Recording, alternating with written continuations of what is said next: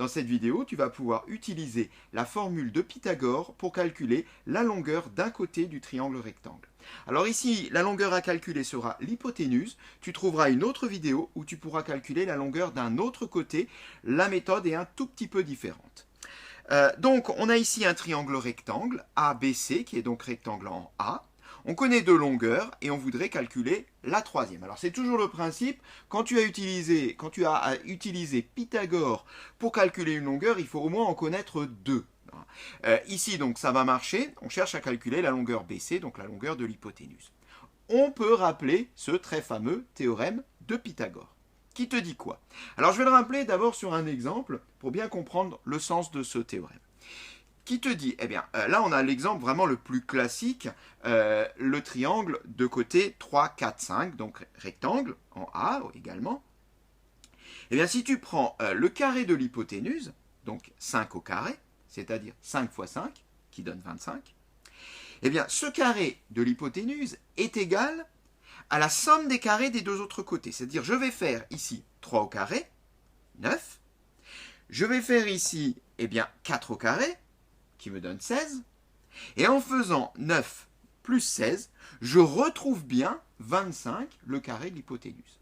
Et ceci est vrai pour n'importe quel triangle rectangle selon la formule de Pythagore. On peut la rappeler dans le cas général, et c'est là-dessus qu'on va s'appuyer.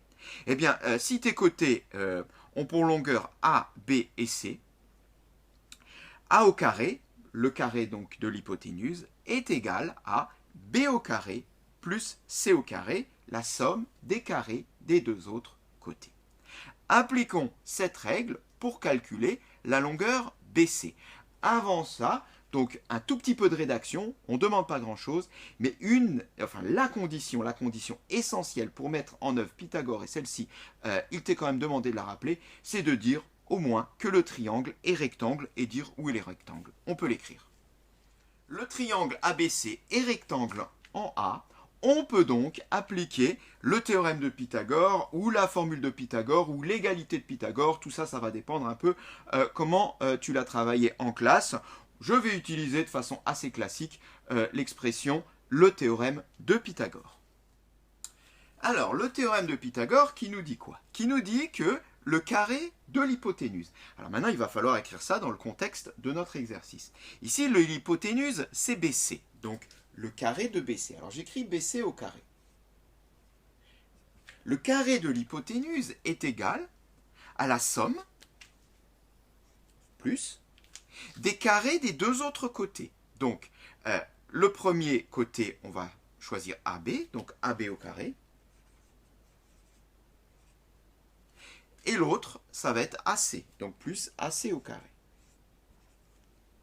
Le carré de l'hypoténuse est égal à la somme des carrés des deux autres côtés. Donc en gros, tu prends les carrés des deux autres côtés, et ceci, c'est égal au carré de l'hypoténuse. Étape suivante, on va maintenant remplacer. Alors remplaçons BC au carré. Bien sûr, je le recopie puisque c'est bien le côté que je cherche. AB au carré. Bien, AB fait 15, donc 15 au carré. Plus AC au carré. AC fait 8, donc 8 au carré. Continuons. BC au carré est donc égal à... Alors 15 au carré, voilà, à ta calculatrice, à moins que tu connaisses cette valeur par cœur, elle est quand même assez classique. 15 au carré, attention, ce n'est pas 15 fois 2, mais 15 fois 15. Donc 15 fois 15 donne 225. Plus 6 au carré, 8 fois 8, soit 64.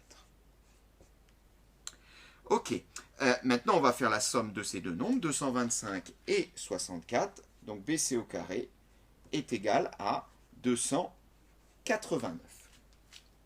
On y est presque. On a trouvé BC au carré, 289. Mais attention, on a trouvé donc cette longueur au carré. Moi, je voudrais savoir, mais quelle est cette longueur? C'est-à-dire, quel est le nombre qui, multiplié par lui-même, me renvoie 289? Un peu comme tout à l'heure, quand on avait 5 au carré qui donnait 25. Là, il faut faire le chemin inverse. Eh bien, admettons, voilà, j'obtiens 25. Quel est le nombre qui me renvoie 25? On le sait, on l'a vu, c'est 5. Ici, quel est le nombre qui me renvoie 289? Eh bien, pour cela, on utilise la calculatrice qui va permettre très facilement de trouver la solution grâce à la touche racine carrée, qui est la touche inverse de la touche carrée sur la calculatrice. Eh bien, allons-y. 289, je demande donc la racine carrée de 289, je vais l'écrire. Racine carrée de 289. Et là, j'obtiendrai mon BC. Racine carrée de 289, eh bien la calculatrice me renvoie 17.